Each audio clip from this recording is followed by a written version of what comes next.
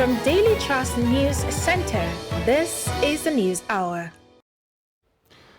On News Hour tonight, Academic Staff Union of Universities ASU suspends 8-month-old strike, says dispute with government not satisfactorily addressed. Court nullifies APC governorship primary in Adamawa State. National Security Council orders fresh action against IPOB leader Nnamdi Kanu. And on the foreign scene, Indonesian authorities say deadly football stampede caused by tear gas. Hello and welcome to Trust TV News Hour. I am Ibrahim Yusuf. We begin with the recently suspended ASU strike, where the Academic Staff Union of Universities finally suspended the strike it embarked upon on February 14th, 2022. The union decided to suspend the strike after a meeting of its leadership that ended on Friday morning. In a statement by ASU President Emmanuel Osodeke, the union says the decision followed intervention of Nigerians within and outside the government, including Speaker of the House of Representatives Femi Gbajabiamila. The union, however, said its disputes with the government were not satisfactorily addressed, noting that as law-abiding citizens, members obeyed Court of Appeal order which asked ASU to suspend the strike pending determination of the substantive suit. Consequently, the union directed its members to resume work effective Friday, October 14th. Members of the union's National Executive Committee, which comprises the chairman of all state chapters and members of the National Executive, attended the meeting at the ASU National Secretariat in Abuja. ASU began its strike on February 14th and extended it by 2 months in March, before extending it indefinitely in August, before the ultimate suspension on Friday, 14th of October. Meanwhile, students and parents in Abuja have reacted to the 8-month-old strike suspended by the university striking lecturers. Our correspondent reports that these parents and students are elated that the strike has been suspended. They urge the federal government and ASU to resolve their grievances to prevent the emergence of another strike action in the near future. Mardia Umar reports. The suspension of the over 7-month-old strike has been greeted with mixed reactions by parents and students alike. For this retired civil servant, whose 2 children are university students, said the almost 8 months they stayed at home was demoralizing and painful, an experience he would not want to go through again. If one knows what it means to carry over a course, or maybe to repeat a year in the university, and the person is at the helm of affairs now, the person will never allow this type of thing to happen. It's unfortunate. That's the only description I have to give to it. 2 of my children are at home, but I thank God it has been called off. The government agreed to with them. Let them fulfill their promise or whatever they agreed. Let them do it and allow our children to go back to school. They'll be sending their own abroad. They go there to celebrate them while our own children are suffering. It's unfair. I say capital unfair. Another student said the strike has disrupted his plans as he has exhausted the money he saved for school fees and solving family issues. This ASU strike has really truncated our plans. Some of us are family men, family women, people who have responsibilities. So we have the money we have budgeted for education, we are succeeded in channeling it to a different platform or agenda. And now they have called off the strike. It's a good thing, but it has really affected our plans for the year.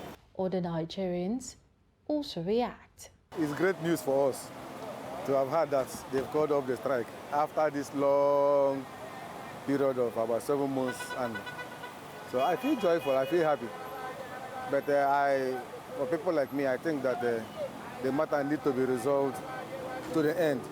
Not just calling off the strike now because perhaps the court says they should go back to the classrooms. The government and the ASU should sit down and discuss this matter in such a manner that we will not have another strike in the nearest future. Stemming from the fact that the students have stayed home for close to 8 months, it does nobody good. It is not good for the development of this country. And they are future leaders, so they should be trained as at when they should get their training.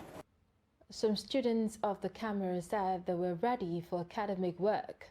They, however, lamented the delay saying they were not in a good state of mind as the long strike has taken a toll on them. They said for now, they will take one day as it comes and hope ASUU and the federal government will resolve the issues permanently. Martia Umar, Trust TV News, Abuja.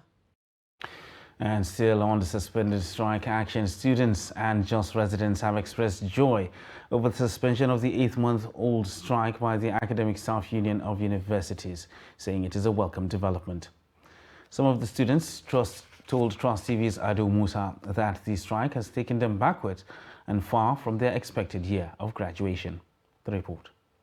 Since ASUU began its strike on February 14, the entire JOS University environment looked deserted, with no activities, including businesses, as students have returned to their various homes. Aside security personnel who are going around to secure school properties, one hardly sees people moving around the school premises for any engagement. Residents and students of University of JOS speak on the development. When I heard the information that school was resuming, I was very excited because, at least I'll get to pursue my academic career and then make my parents proud. I was shocked when I heard that the strike has been called off, but one of the most painful things is that the condition, they say that they have suspended conditionally. That means that there is something. That is very, very welcome development, and we find it very interesting and happy. Definitely this 8 months strike has not been easy with the parents and the students all together. We have sisters, we have brothers, we have cousins, and a lot of families and relatives who are running a university's program. And this 8-month-long strike has destabilized them. It's, in fact, disturbed their academic schedules and pursuits. JOS residents and university students, however, hope that the suspension should remain, explaining that the strike brings nothing positive but taking the country a step backward. Ado Musa, Trust TV News, JOS. And to judicial matters now, where a federal high court in Yola has nullified the All Progressives Congress primary election that produced Aishatou Dahiru Binani as the party's governorship candidate for the 2023 election. Trust TV Salis Lawan reports that the court voided the election based on a suit instituted by former chairman of the Economic and Financial Crimes Commission, EFCC, Nuhu Ribadu, who lost the election to Binani, who is the current senator representing Adamawa Central in the Senate. Delivering judgment in the suit, Justice Abdulaziz Anka held APC no candidate for the 2023 governorship election in Adamawa State. The judge arrived at this after resolving all the issues for consideration about the outcome of the Adamawa APC governorship primary conducted on May 26 this year. The court held that the election did not comply with the provisions of the Electoral Act 2022 as amended, the nation's constitution, and the party guidelines.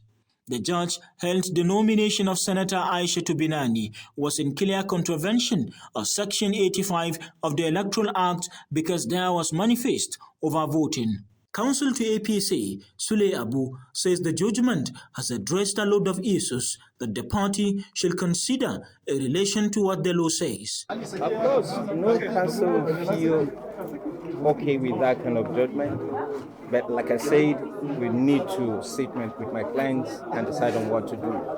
That's on non-fielding of a candidate. Counsel to Binani, ST Olugunarisan, says they will appeal the judgment. Judgment in the main nullified the election, the primary election conducted by APC on the 26th, 27th of May, 2022. And the ground is that there was a proven case of overvoting and that delegates from Lamude were included in the election. Those were the two main grounds. Of course, His Lordship dismissed the allegation of vote buying. And the main plank of this judgment is that APC shall not field a candidate at the election. Definitely we will appeal the judgment. Reacting to the judgment, some chieftains of the party in Adamawa speak. It's very fair. It's very fair. At least you cannot allow people to get away with anything they want to do. Our candidate has been able to prove to the world that there was. So this is a proven case of the lack of internal democracy. You are all witness. The last chairman of the party was recently removed because of this allegation. So the court has proven that there was no internal democracy in APC in Adamawa State. Calm down. The rule of law is still on course. The judge has said we have the right to appeal. However, counsel to the defendant said they will appeal the judgment. From Yola, Silas Lawan, Trust TV News. The National Security Council has discussed the decision of the appeal court to discharge leader of the indigenous people of Biafra, IPOB, of the 7-count terrorism charges pending against him before the Federal High Court in Abuja. Though the council did not disclose details of the discussion, it clarified that it did not discuss a political solution to the matter. The council, which met on Friday at the State House Abuja, also clarified that it had not granted any subnational government leave to import weapons, as there are protocols to be met in doing so. Kehinde Amodu reports. The Attorney General of the Federation, Abubakar Malami, in government's first official reaction to the appeal court ruling, had said Nnamdi Kanu was discharged but not acquitted, and that government would review its legal options. It could indicate that the IPOB leader will not be released despite Thursday's Court of Appeal judgment, and it seems the Security Council is towing the same line. Solutions to issues of this nature can be considered provided they are not substitute and they are within the context of the law. Meanwhile, a meeting between Governor of Kogi State and Chairman of the Dangote Group has been brokered by the Chief of Staff to the President, Professor Ibrahim Gambari. Following the meeting, the National Security Council is insisting that pending the legal settlement of the dispute between both parties, the Abajana cement factory should be reopened. Nobody must take law into their hands, either as a government or an individual. We are committed to guaranteeing and providing employment for Nigerians. So whatever will in any way hinder that or impede that must be discouraged. So the council also responded to an ultimatum given to the federal government to give a state government security outfit the permission to arm its state's security outfit.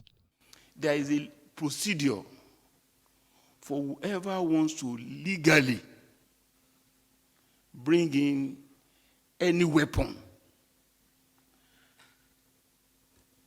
to follow.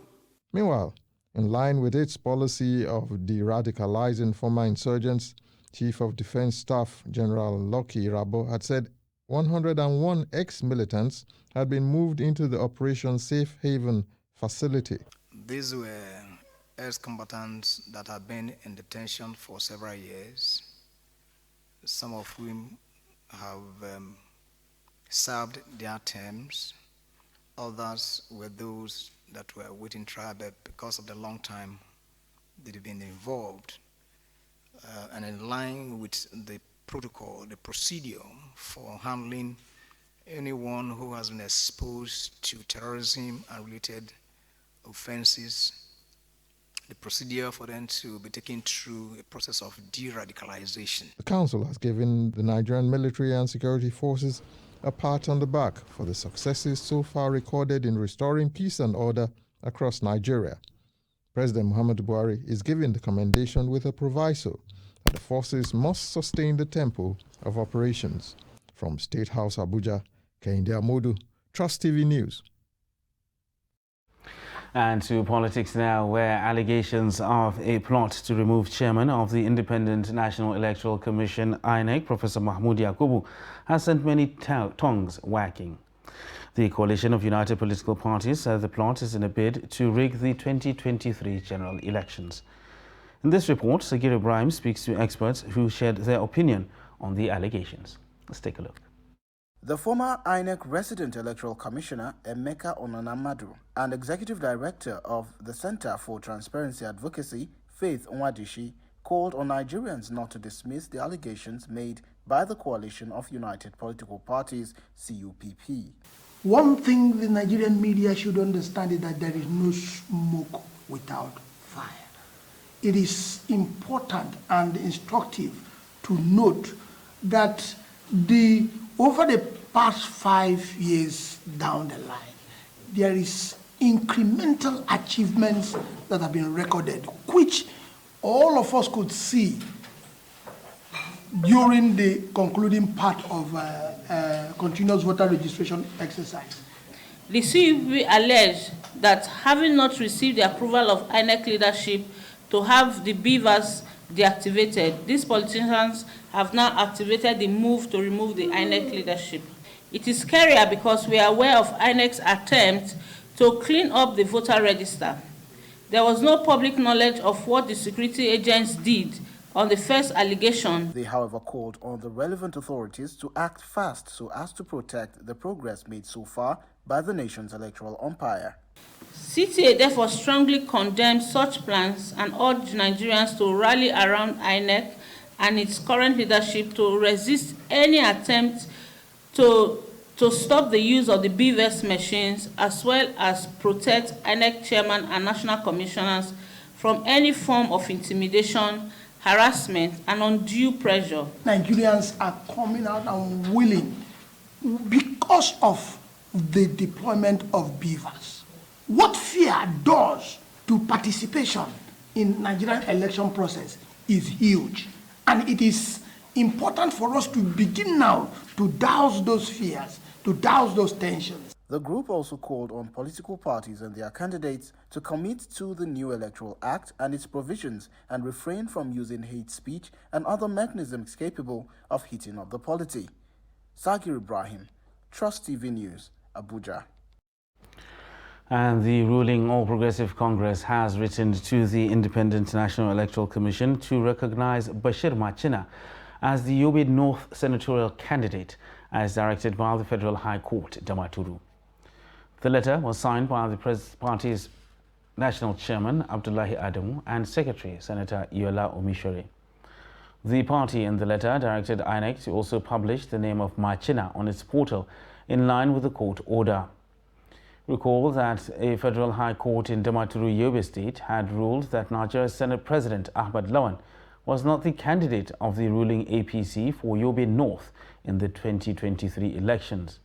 The court then affirmed Machina as the authentic candidate of the party, having won the primary supervised by INEC, as Lawan did not participate in the election held on May 28th. And still talking politics, the National Union of Road Transport Workers is mobilizing transport workers across the country and other Nigerians for the election of APC presidential candidate Bola Tinubu in 2023. At a rally in Ilorin, Governor Abdurrahman Abdulrazak is also asking APC loyalists to effectively mobilize for the election. The report. The Kwara State Banquet Hall is filled to capacity with transporters and supporters of All Progressive Congress presidential candidate Bola Ahmed Tinubu, tagged Yassin Tinubu Shetima. The event is organized to mobilize for election of Tinubu as Nigeria's next president.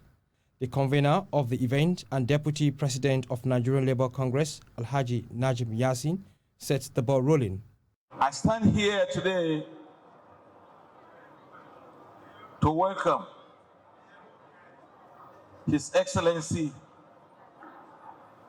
and all the invited guests here today to unveil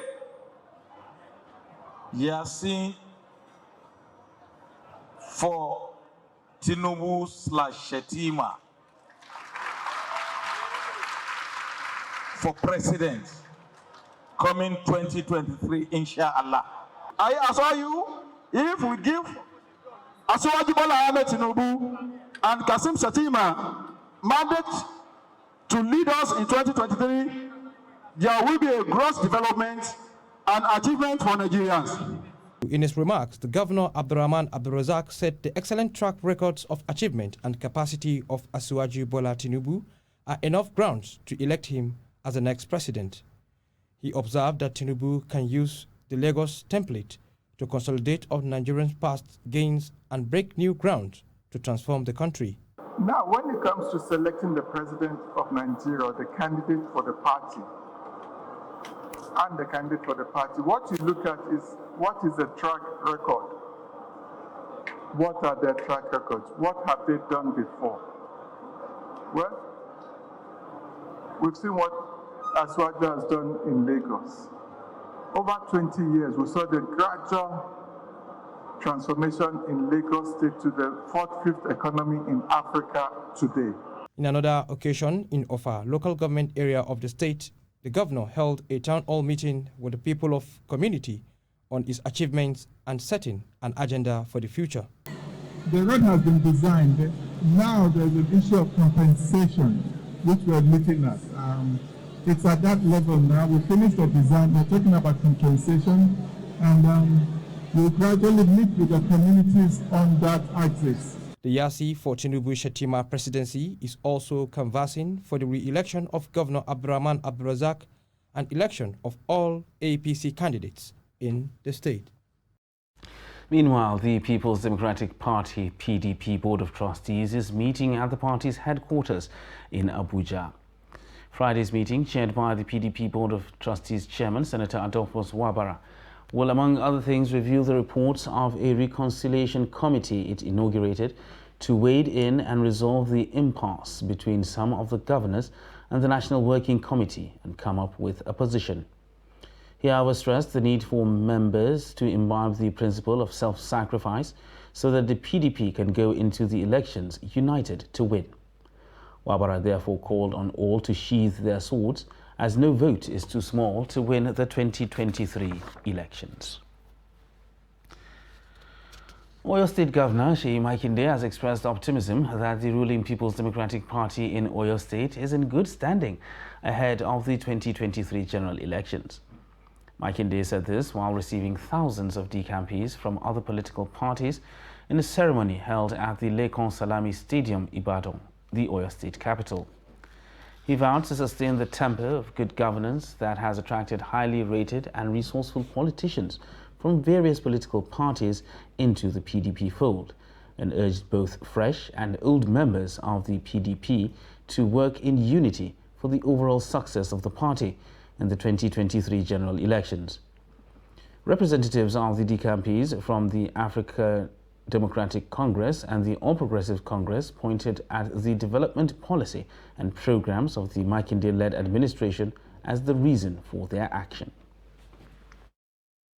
I'm extremely excited today seeing the mammoth crowd of some of my followers, not even all, that have come to defect from APC to PDP, coming from Okeogun, Ibarapa, Oyo, Ogbomoso, Ibadan, both Ibadan and Anambra City. Good work of the government. I mean, we've been together doing the coalition, and I've been watching him. Even people of Oyo State take it to me that he has performed excellently well. So why wouldn't I support him to continue with the good job? Only if I have my own interest, then I will support him. Look at it. Look at what is going on with our people. You know, we are expecting more people to join us. The members of APC, they are free to come and join us. We are looking forward to it. So, I mean, this is all about our people. It's not about us. And again, I don't abuse people. I just do issues-based politics. I don't need to be abusive.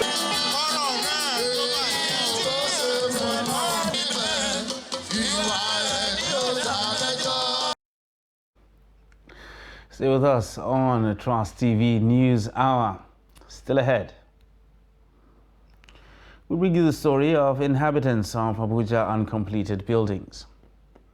Details of this and more after the break.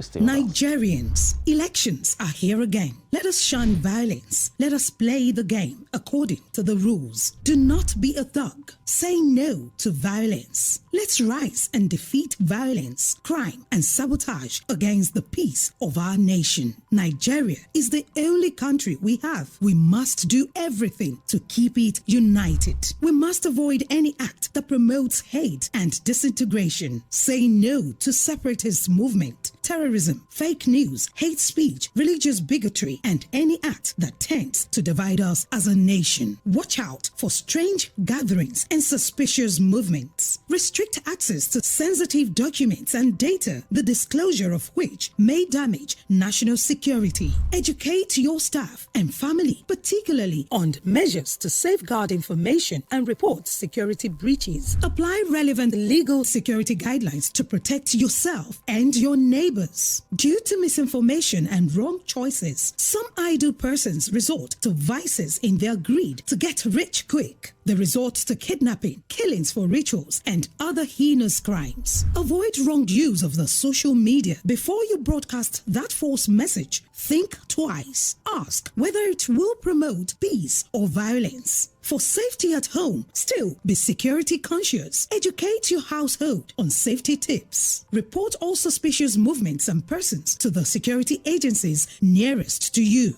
Be a good citizen. Be patriotic. To pass security information, please call 0813-222-2105, 0915-339-1309, 0908-837-3514, or send a mail to dsspr@dss.gov.ng. This message is from the Department of State Services, DSS.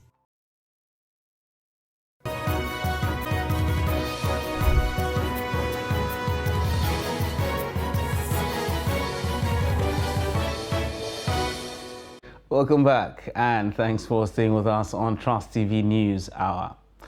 Now let's recap our top stories.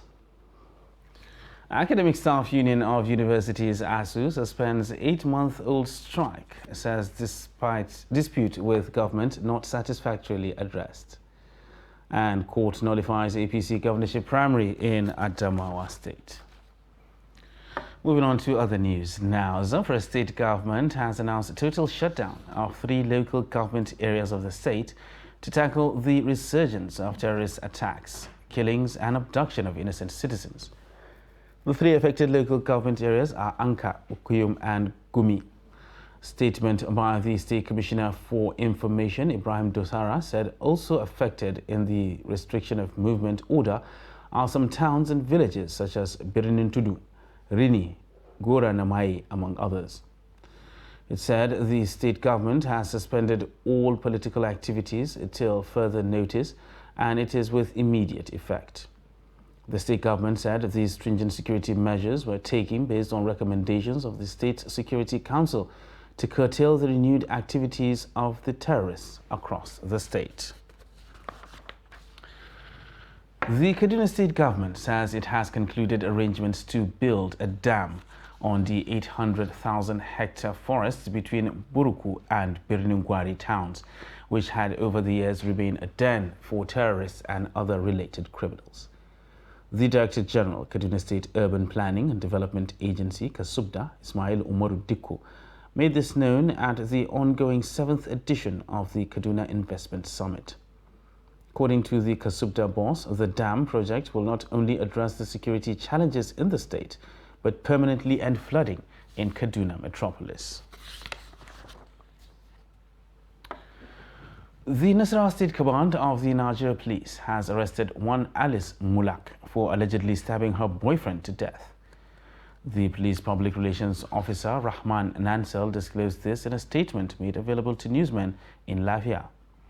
The command said its operatives attached to Maraba A Division of the state led by CSP Musa Babayola arrested the suspect at Ungongwari in Karu local government area. The command explained that investigations revealed that the incident happened in Mararaba at about 3 a.m. on Friday due to a misunderstanding that made them engage in a physical fight, and in the process, the suspect stabbed her boyfriend. The suspect has been transferred to the State Criminal Investigation Department, Lafia, for further investigation and prosecution.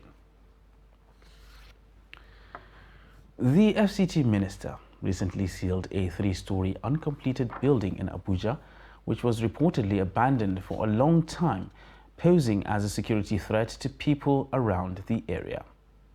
In this report, Noel Samson takes a look at the dangers uncompleted buildings pose to the society and also finds out who are the squatters living in such places. Let's take a look.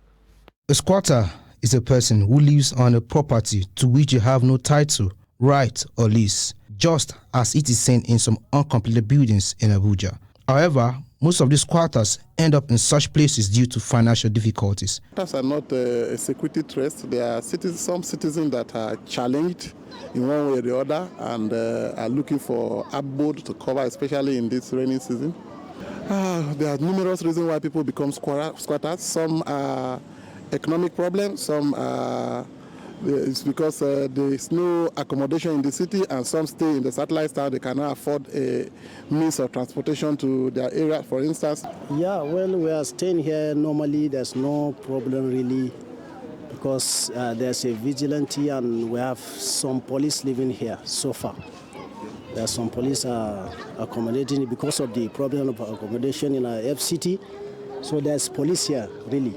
People living around these uncompleted buildings have mixed reactions concerning the situation. No, they are not treating us, but the place is kind of like, it's kind of bad place and it's kind of good place, but because there are many type of people inside there. Those people are not threats to any government or any society or any community.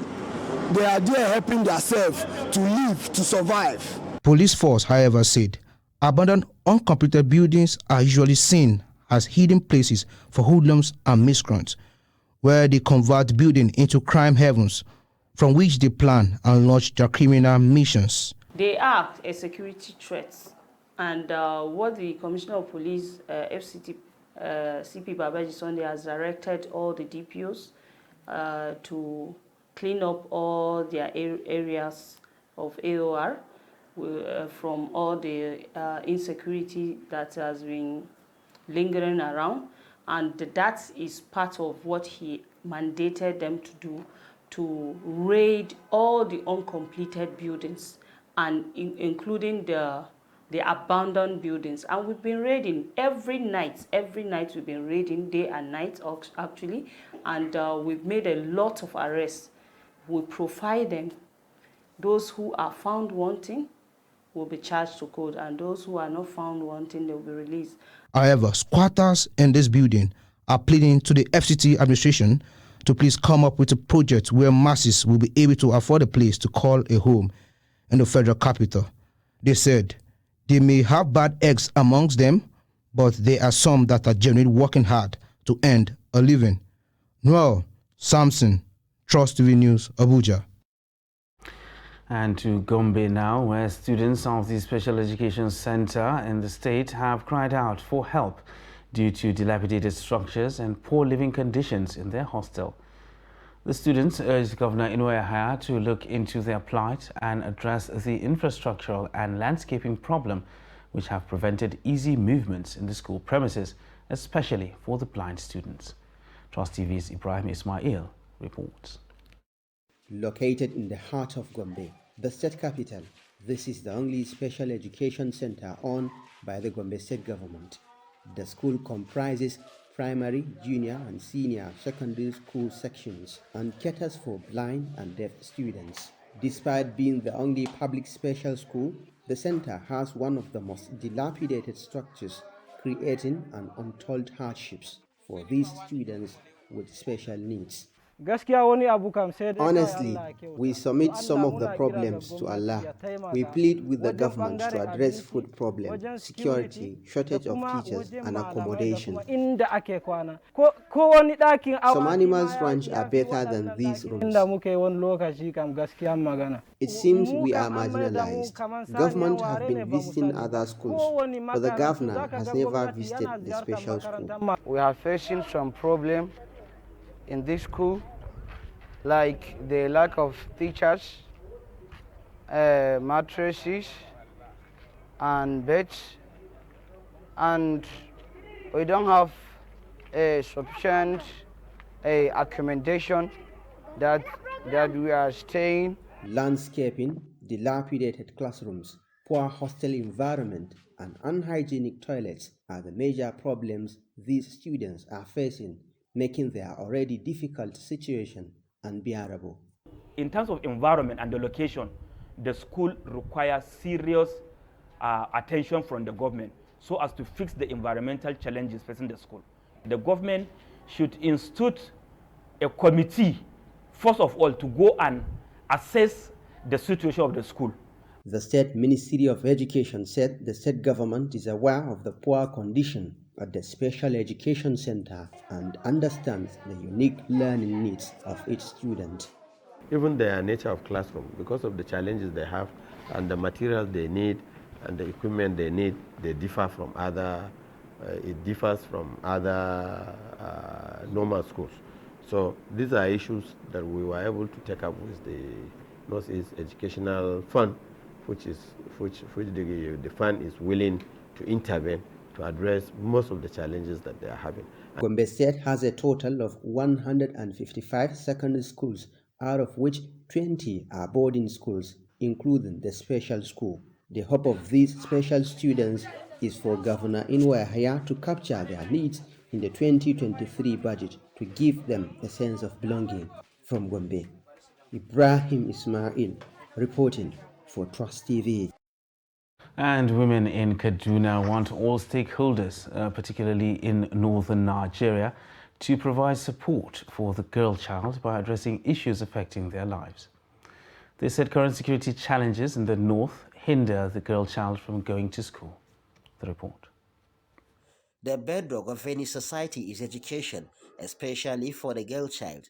However, little emphasis is given to the education of a girl child in the north, where she is either made to work as domestic house help or hawking to provide an income for the family. This narrative, according to some women in Kaduna, paints a gloomy picture in the future for a girl child. The girl child has been forced to, stay out of school because of the fear of insecurity.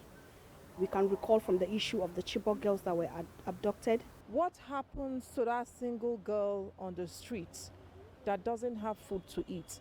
What happens to that single girl somewhere that is being raped? However, besides insecurity, other key developmental challenges also affect the well-being of a girl child in the north. They love education. They want to go to school to make something out of their lives. But because of the culture of early marriage, such dreams, such desires and aspirations are being truncated. They engage them in early marriage, which is not the right way to go. Discrimination in access to education, discrimination in access to food and nutrition, being used as burden bearers for household chores and farm work. The women believe that with advocacy, proper education, and care, some of the vices hindering meaningful growth of the girl child will be addressed. So what are we doing to ensure that those girls are given the proper upbringing, they are given the proper education? If government and NGOs join their hands together, I believe all these challenges will come to an end, because they will go into the rural areas and impact more knowledge to the girls that are growing up. The government and all stakeholders must come together to address the issues with a view to sustaining the growth and development of our adolescents by ensuring that no one is left behind. For a girl child to grow and contribute their quota to the development of the society, gender-based violence, harmful practices against them, HIV and AIDS must be addressed such that the girl child is equipped with skills that will accelerate her development. Bella Musa, Trust TV News, Kaduna. The United Nations Children's Fund, UNICEF, says Ogun State has the highest record of deaths of children between the ages of 0 to 5 years in the southwestern part of the country. Survey conducted highlighted the rate of neonatal mortality, infant mortality, underage mortality and postnatal care for newborns, among others. The survey is part of the Multiple Indicator Cluster Survey 6 results conducted by the Nigeria Bureau of Statistics in collaboration with UNICEF and other partners in 2021. Abbas Alibi has the report. Mohammed Okori, the social policy specialist of UNICEF, quoting the Nigerian Bureau of Statistics, said the survey estimated that 56 out of 1,000 children between the ages of 0 to 11 months died after birth in Ogun State. It's also very instructive to say that government actually lead this research. The National Bureau of Statistics is actually at the top of it, you know, with the different states Bureau of Statistics, and then having other development partners, others join. So it's actually government using government data, verifiable data, to come up with this research. And at the end of the day, this data also goes back to government, because this is supposed to inform programming. It's also supposed to inform resource allocation. Because you look at where your problems are, where the deprivations exist, and then you plan your resources accordingly to be able to achieve results. He said Ekiti State recorded the second position in the neonatal mortality, with a record of 53 out of 1,000 children, and followed by Oyo State with a record of 31 deaths out of 1,000 children. Adding that, the Ondo State witnessed 18 deaths out of 1,000 children. Osun State recorded 12 deaths out of 1,000 children. Now the data is really critical, because this is the data with which we measure our progress towards the achievement of the SDGs. The UNICEF social policy specialist stated further that 68 out of 1,000 children between the ages of 0 to less than 1 year also died after their birth in Ogun State. He explained that Ekiti State ranked second on the infant mortality chart with a record of 67 deaths out of 1,000 children, and Oyo State followed with a record of 40 deaths out of 1,000 children. Adding that Ondo State witnessed 31 deaths out of 1,000 children, Osun State recorded 17 deaths out of 1,000 children, and Lagos State recorded 15 deaths out of 1,000 children delivered. Dr. Ijeoma Agbo, a health specialist with UNICEF Lagos Field Office, disclosed that the child mortality rate in Ogun State is worrisome and unacceptable. Well, when we looked at a comparison of the indicators across the southwest states, we can see that Ogun State has performed suboptimally in different indicators. If you look at institutional delivery in Ogun State, is quite low. When you look at the mortality rates, 1 in 20 children would die before their 5th birthday. This is unacceptable. No child is expected to die, especially from deaths that are preventable. When you go on to even look at immunization, their Penta 3 coverage is very low at 41% and Penta 1 coverage at 60-something%. These are all interventions that, if they are implemented within birth to 5 years of age in children, definitely you will not have them dying from preventable deaths. A lot needs to be done, and UNICEF is committed to supporting the state in that regard. The data indicates that Ogun State is ranked the highest in terms of death of children between 0 to 5 years, with a record of 85 deaths out of 1,000 children. Abbas Ibrahim Alibi, Trust TV, Lagos. And despite the increasing number of cancer cases in Nigeria, the country has continued to lack sufficient skilled and trained diagnostic radiographers and radiotherapists for its growing population. To reduce the scourge of the disease, experts are clamoring for increased awareness that will ensure early detection and treatment, as well as boost in the manpower needs of radiographers. These were part of resolutions reached at the 2022 Cancer Awareness Summit, organized by the Radiographers Registration of Nigeria. Trust TV's Aisha Salihu reports.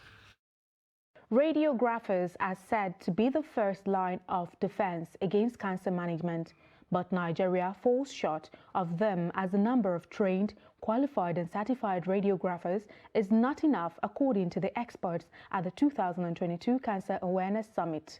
By International Atomic Energy Agency standard, Nigeria needs a minimum of 3,000 radiotherapists and many more diagnostic radiographers. However, we currently have less than 1,000 in the country from records available to us. I wish to urge the registrar and his team to work with the ministry and other relevant stakeholders to address the radiotherapy and radiodiagnostic manpower needs of the country. We are advocating that there's need to put in funding into this program so that more people, more hands can be trained so that we'll be able to attend to the populace of Nigeria. To access treatment, there is a need to ascertain the availability and functionality of cancer centers, equipments and personnel at designated hospitals across the country and explore collaboration with international partners. We want to use this as an advocacy platform to educate Nigerians. One, that there's need to come early for detection, that cancer is curable if it's detected early. Use the same platform to appeal to government to provide incentives for cancer patients throughout Nigeria, such that anybody who suffers cancer will not find himself being seen as having gotten a death penalty. We are also in collaboration with IAEA. They come in because this medical team and this work is all about teamwork, and we have a lot of professionals we work with and other international agencies. But the awareness and collaboration here in the country is still not as is expected to deliver the services to the poor masses, to the indigent patients, because it's all about global effect of what we do. The Federal Ministry of Health assures of provision of cancer centers and equipments installed at each teaching hospitals within the 6 geopolitical zones of the country to enable easy and adequate access to care and treatment by cancer patients, while working on strengthening the manpower needs of diagnostic radiographers and radiotherapists. Aisha Salihu, Trust TV News, Abuja. The National Emergency Management Agency, NEMA, has received 126 Nigerians from Libya. The stranded Nigerians arrived on Thursday at the Murtala Mohammed International Airport, Lagos. NEMA Acting Coordinator of the Lagos Territorial Office, Ibrahim Fariloye, confirmed the incident in a statement on behalf of the Director General, Mustafa Ahmed. The coordinator said the returnees were received at the cargo wing of the Murtala Mohammed International Airport. Fariloye said they were brought back to the country by the International Organization for Migration through a voluntary repatriation program meant for the distressed Nigerians who had left the country to seek greener pastures in various European countries but could not afford to return when their journey became frustrating. The coordinator asked the returnees to turn a new leaf in looking for ample opportunities that abound in the country, which are enough for everyone to achieve their desired goals. The returnees consist of 46 male adults, 62 female adults, 2 male and 6 female children, as well as 4 female and 6 male infants. You're still watching Trust TV News Hour. The news continues shortly. Stay with us.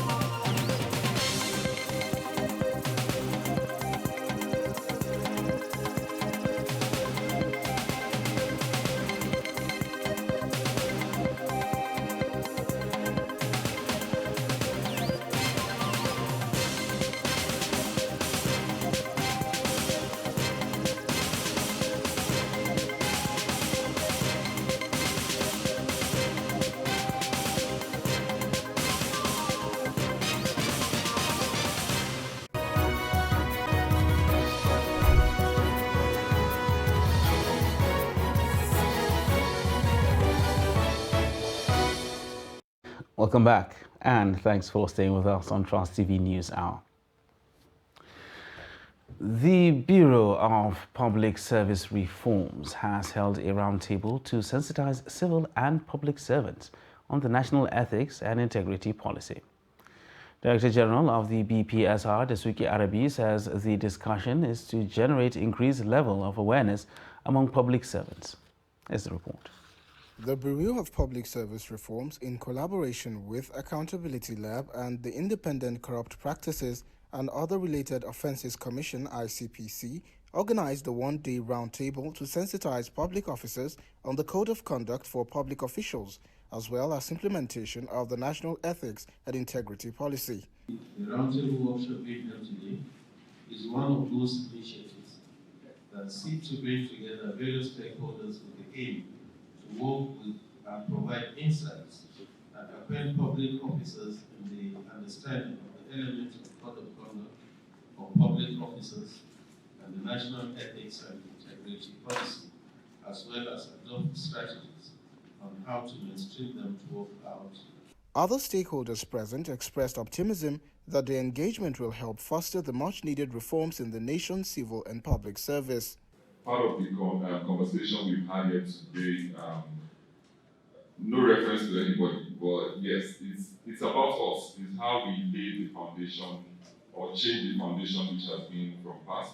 How do we want to engage as responsible leaders and to build accountable institutions across the NPAs. We hope to continue doing this with every NPA with support from BPSR, from the ICONs, from ICPC, and as well as the Code of Conduct. We'll take in the recommendations that have been made, and we ensure that we get back to you to ensure this is really fruitful and productive going forward. We find ourselves today in a very critical situation in the country. So my hope really will be that the engagement this morning to draw attention and make us become familiar with some of these policies will really catalyze the type of change that we are all excited to see and looking forward to. There should be an investigation and interrogation of the recruitment process. The ICPC has started an interrogation of recruitment processes into MDAs, not with the intention of finding faults, but with the intention of looking at the areas within the system that are prone to abuses and advising on how they can be corrected. The event had several representatives from different government ministries, departments and agencies, military and paramilitary organizations in attendance who discussed the findings and developed a joint strategy for the enforcement of the Code of Conduct for Public Servants and the National Ethics and Integrity Policy. Sagir Ibrahim, Trust TV News, Abuja. Now for business and economic news, let's join Chamun Dabeng.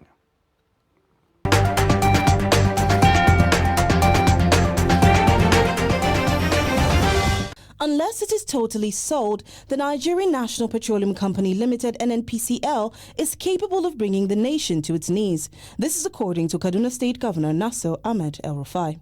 The governor declared that the federal government should leave the oil and gas industry because it has failed.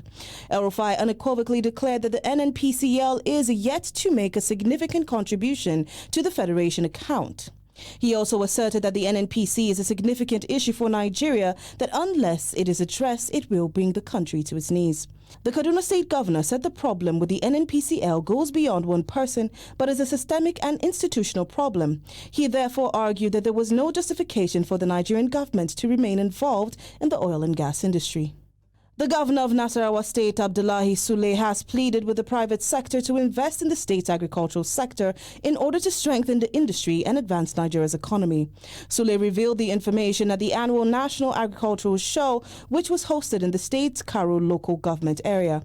In order to ensure the nation's food security, the governor, who was represented by the State Commissioner of Agriculture and Water Resources, Nuhu Oshafu, underlined the need for stakeholders to step up their efforts in support of agricultural practices. Agriculture industry stakeholders have cautioned Nigerians to prepare for a food crisis as soon as possible because damages from the recent floods are still being felt around the nation.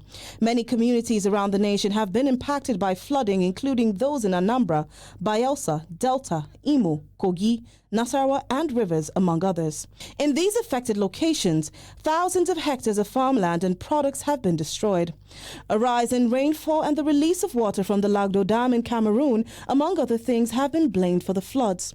Stakeholders warned that the flood would negatively affect the country's food security and could result in a food scarcity due to strong demand and poor supply, which would ultimately drive up the cost of basic food items. They demanded quick government assistance for the impacted farmers in order for them to continue operating. That's all for Business News. I am Chamun Dabeng.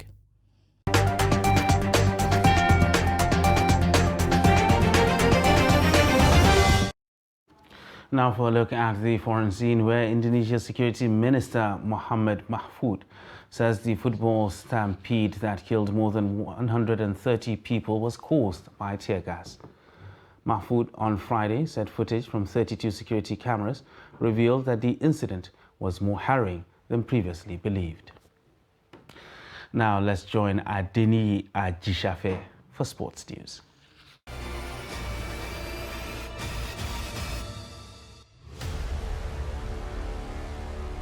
2022 Handball Premier League Phase 2 will come up in Lagos. Secretary General Handball Federation of Nigeria, HFN, Umar Lambo, in a statement, said the University of Lagos Sports Center will host the event from October 22nd to November 3rd. The first phase ended in Abuja in May 2022 with defending champions, Kano Pillars, and Safety Babes of Abuja leading the league table of the men and women categories. The league in its 5th edition consists of 22 teams, 10 teams for women, and men has 12 teams. 4 teams, 2 in each category, will relegate to the lower cadre, the National Division 1 League currently holding in Benin City, Edo State. Same number of teams will gain promotion from Division 1 into the Elite League. National Sports Festival designed for states within Nigeria and for the discovery of new talents that will represent the country in future international sporting events may feature some countries for the first time. Minister of Youth and Sport Development Sunday Dare confirmed that neighboring countries have been invited to participate in 2022 event. Cameroon, Ghana, Benin Republic, Guinea, Cote d'Ivoire and Sierra Leone have all been invited to participate, while more than 16,000 athletes are expected. 2022 National Sports Festival is scheduled to hold from November 28 to December 10 in Nasaba, Delta State. That's Sport News. I am Adeni Ajishafe.